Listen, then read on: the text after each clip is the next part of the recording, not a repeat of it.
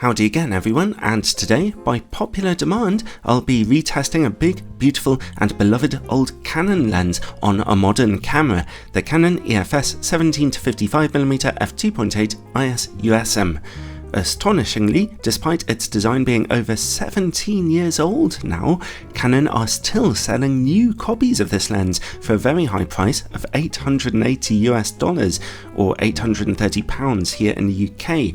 You can easily find a good copy of this lens on eBay for 1/3 of that price though, and the other reason why people might still be interested is that it is still the only official Canon fast standard zoom lens for any of their APS-C cameras, with image stabilization making it extra useful on top of that.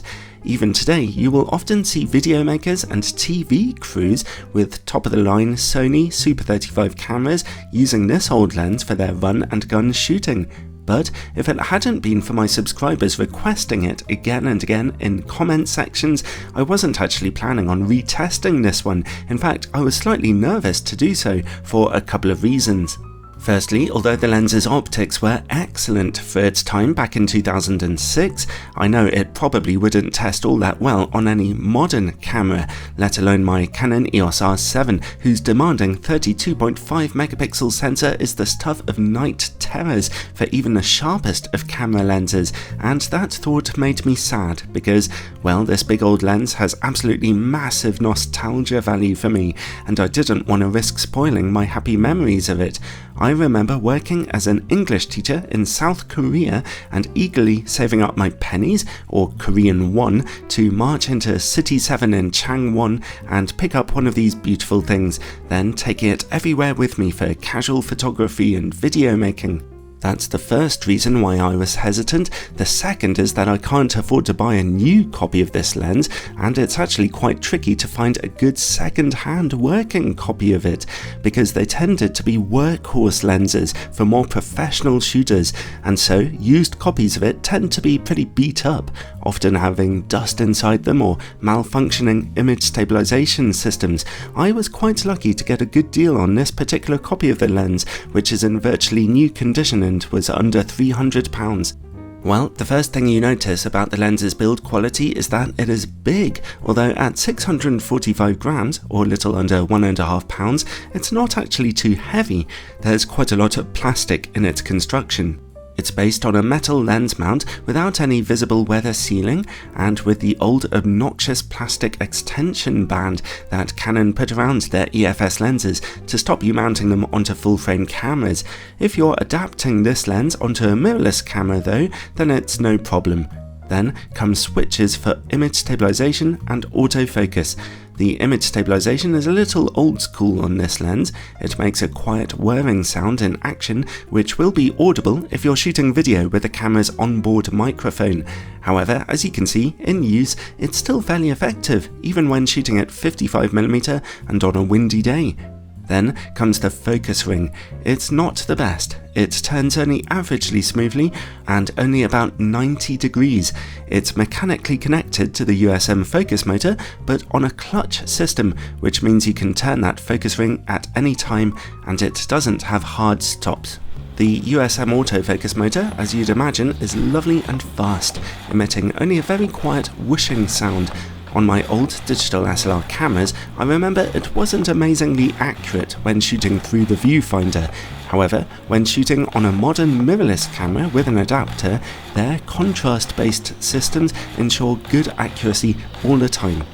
Here you can see that whether you're zoomed in or zoomed out, the lens struggles with fairly heavy focus breathing. It's really surprisingly strong here. Next comes the lens's rather chunky, rubberized zoom ring.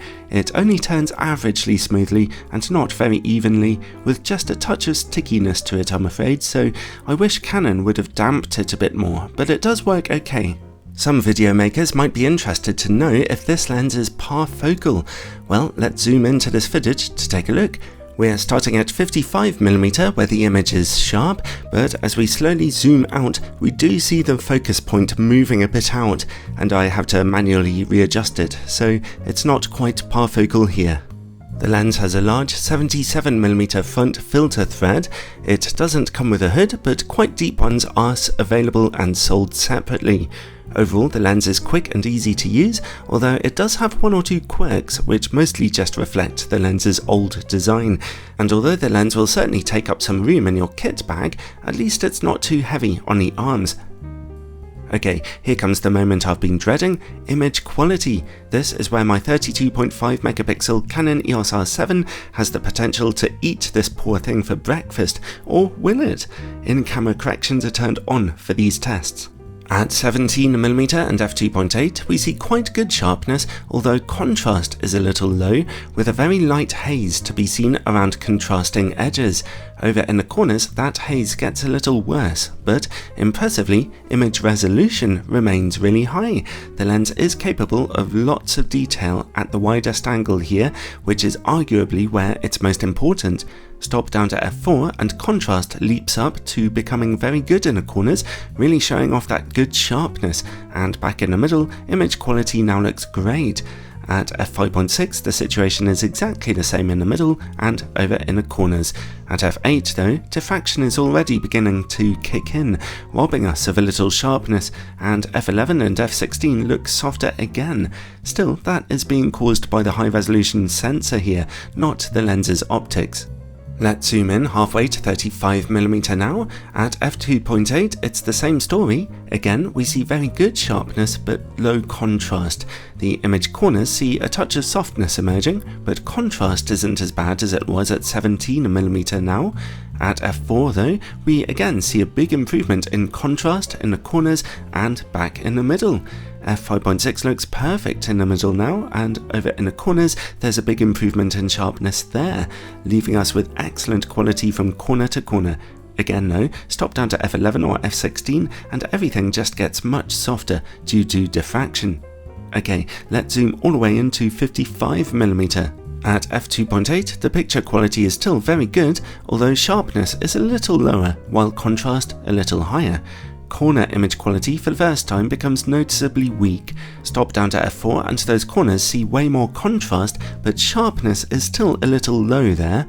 However, the middle of the image is now looking excellent. f5.6 looks about the same in the middle and, well, about the same in the corners too. f8 sees a touch more sharpness there, and f11 looks about the same, but f16, as you'd expect, is looking soft due to diffraction. Anyway, overall, I was pleasantly surprised by this lens's capabilities. Okay, it's never pin sharp, but overall it's performing well enough for such an old, fast, standard zoom on such a ridiculously new, demanding image sensor. Probably the most noticeable issue is low contrast at f2.8, but this can be remedied somewhat in editing, so yeah, I'm fairly pleased with this lens actually, and on a 24 megapixel sensor it should look great. Okay, let's turn off those in-camera corrections now and take a look at distortion and vignetting. Back in the days this lens came out, cameras could not correct distortion properly, which forced Canon to fix the problems optically, and as you can see here, even at 17mm, we only see a moderate barrel distortion, although the corners look a bit dark at f2.8, at f4 and f5.6 they brighten up. At 21mm the distortion straightens out, but even if you zoom all the way into 55mm, pincushion distortion is only mild, and we don't really see much vignetting at f2.8 either. So compared with modern lenses, which rely so heavily on in-camera corrections, well, most of them do anyway, this is actually an excellent performance for a standard zoom lens. This lens can focus down to about 35cm, which is fairly impressive. The lens seems to hate shooting this closely though, especially at f2.8. Stop down to f4 for more contrast close-up, and f5.6 for decent sharpness to emerge also. Let's see how the lens performs against bright lights now. At wide angles it's not great, but not disastrous. We are definitely seeing quite a few flaring artifacts, although nothing is too obnoxious. Zoom into 55mm and the situation rapidly deteriorates, with rather strong flaring when bright points of light are right there in the picture.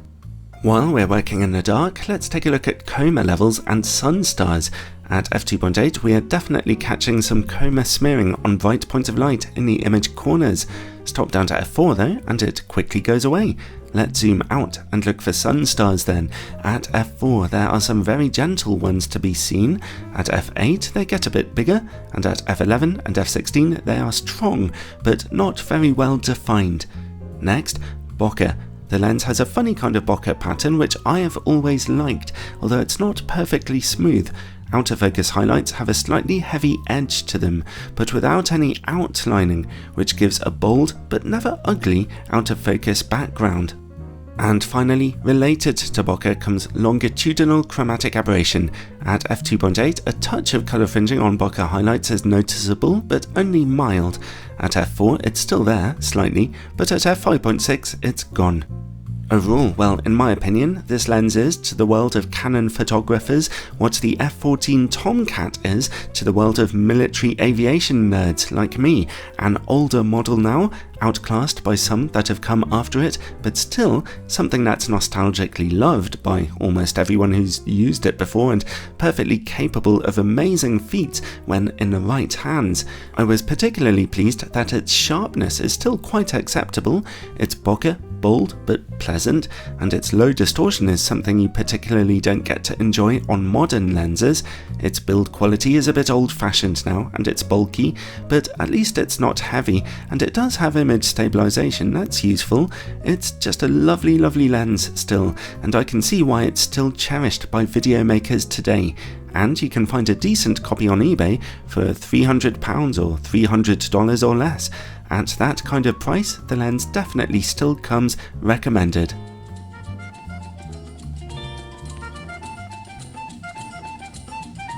Okay everyone, that was officially the third and final time I'm ever gonna test that lens. I don't want its nostalgia value to depart from me by pushing things too far. If you find these videos helpful and you find yourself watching them a lot, then do check out my Patreon page. Supporters over there get all kinds of exclusive bonus content, plus a warm, tingly feeling inside for helping me to keep this channel going. Thanks for the support everyone, and ciao for now.